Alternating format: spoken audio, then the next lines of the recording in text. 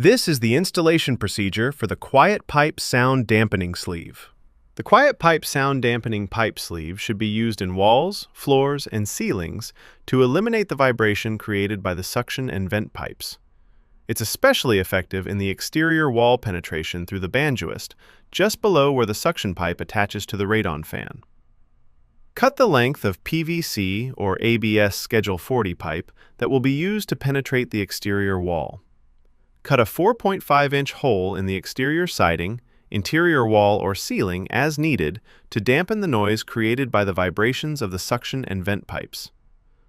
The lip on the QuietPipe needs to be slid onto the pipe from the side that the pipe is being pushed through. For an exterior application, this will be from the outside to the inside, so that the caulking around the QuietPipe will create a weather-tight seal around the wall penetration. The lip will also prevent the friction from the pipe pulling the QuietPipe through the hole.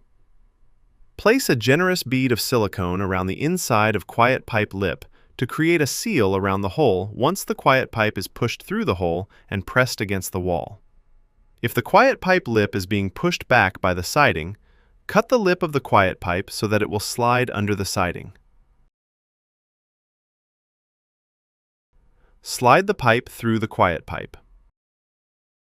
Repeat the installation process for all ceiling and floor penetrations that could be problematic.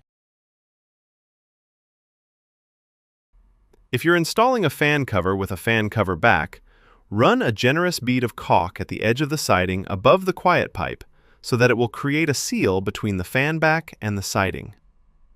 The QuietPipe should be used in all suction and vent pipe penetrations that could transmit vibrations into the walls. Now you can eliminate costly callbacks from pipe vibration noise with the QuietPipe.